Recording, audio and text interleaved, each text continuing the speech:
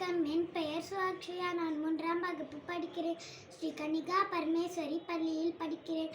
அதிகாரம் 30. வாய்மை. வாய்மை எனப்படுவது யாதெனின் யாதொன்றும் தீமை இல்லாத சொல்லல். பொய்மையும் வாய்மை இடத்த புரை தீர்ந்த நன்மை பயக்குமெனின் தன்னெஞ்சு அறிவது பொய்யற்க. பொய் தப்பின் தன்னெஞ்சே தன்னை சுடும்.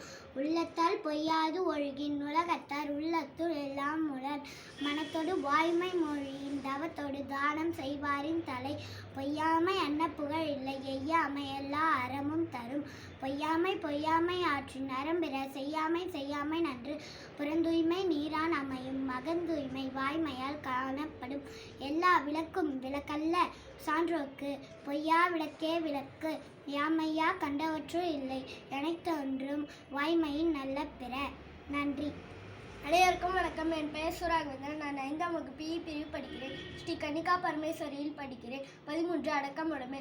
அடக்கம் அமரவிக்கும். அடங்காமை யாரு வித்துடும். காக்க பொருள் அடக்கத்தை ஆக்கம். அதில் மூங்கில்லை வீட்டு சிறுவந்து சீமை பயக்கும். அறிவந்து ஆட்சியின் அடங்க பெரின். நிலையில் தெரியாத அடங்கியான் தோற்றம் இன்னுமான பெரிது. எல்லாருக்கும் நன்றாம் படிதர் அவருள்ளும் செல்வர்க்கே செல்வம் தகித்து. ஒருமையில் ஆமை போல் 5 அடுக்கல் ஆற்றின் எலுமியமா பிடித்து. யாகாவார் ஆயினும் நாகக்க காவாக்கா சோகப்பர் சொல்லியிருக்கப்பட்டு. ஒன்றொடும் தீச்சொல் பொறுப்பயன் உண்டாகி நன்றாகாது ஆகிவிடின். தீயினால் சுட்டப்புண் உள்ளாரும் மாறாதே நாவினால் சுட்டவிடு. கதும் காத்து கற்றடுங்க நாற்றுவான் செவ்வி அறம் பார்க்கும் ஆற்றின் நுழைந்து. நன்றி.